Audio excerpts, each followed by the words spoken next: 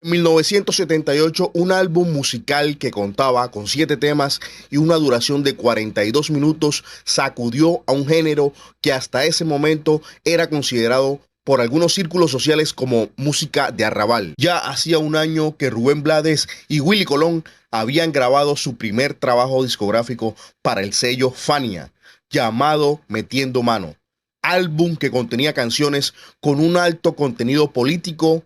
Un ejemplo de ello era la canción Pablo Pueblo. Regresa un hombre en silencio de su trabajo cansado.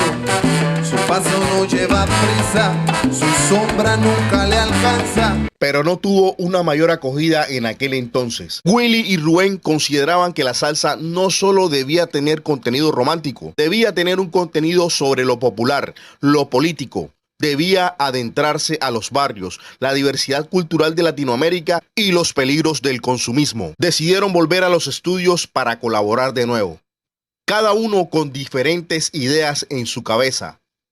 Rubén con un estilo ya formado sobre lo poético y lo narrativo, y Willy con una propuesta musical diferente, y bajo su dirección musical, Willy era un monstruo de los arreglos, y ese álbum debía tener su estilo.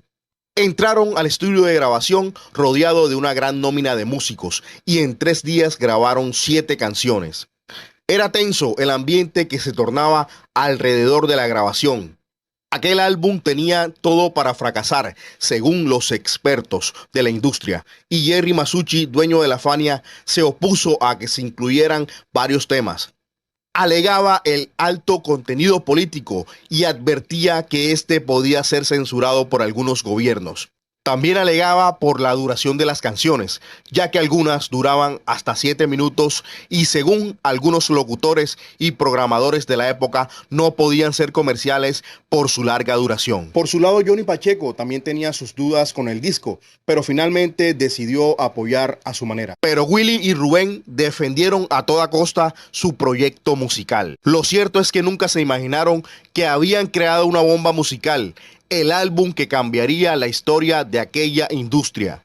Había nacido Siembra, álbum que sonaría sin parar y que le reportó al sello Fania muchos millones de dólares.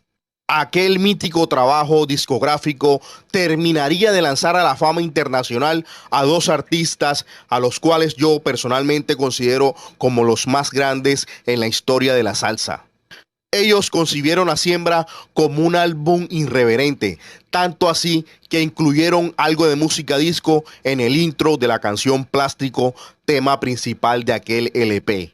Temas como María Leonza, que rendía tributo a la cultura venezolana, fueron de los más importantes de ese disco. No salve reina, María Leonza, hoy Venezuela, bajo su once. Con los resultados, a Jerry Masucci ya no le preocupaban los roces con otros géneros ni la duración de los temas. Lo inquietaba que las composiciones tuvieran demasiada letra. Se preocupaba por las críticas a las dictaduras como la de Nicaragua. Le preocupaba que se hablara de racismo, que se hablara de las apariencias de la gente. Pero Willy y Rubén habían creado un concepto llamado salsa conciencia, que sería popular por todo el mundo. El álbum alcanzó las 5 millones de copias vendidas y sería todo un hito musical. Las personas empezaban a compartir un concepto no muy popular de que la salsa y la política podían ir de la mano en el mismo espacio. Con la creación del álbum Siembra se marcó una clara diferencia con las demás orquestas de la época. El hecho de que las canciones hablaran de la realidad de Latinoamérica y hablaran de las mujeres indígenas enlazó una conexión estrecha con el público de muchas partes del mundo. Se fortaleció el concepto de la salsa conciencia y con él a Rubén Blades como su mayor intérprete. En aquellos años, además de Rubén, solo defendían aquel concepto orquestas como La Saboyano. Pero con el tiempo, solo Rubén defendió esa propuesta. Por cuestiones económicas, se fue quedando solo. Rubén tuvo disputas legales con la Fania y con Willy tiempo después. Seguiría su carrera como solista en la música, además de una brillante carrera como actor de cine, intelectual y político. Willie siguió haciendo música y se convirtió en intérprete de las canciones de manera exitosa.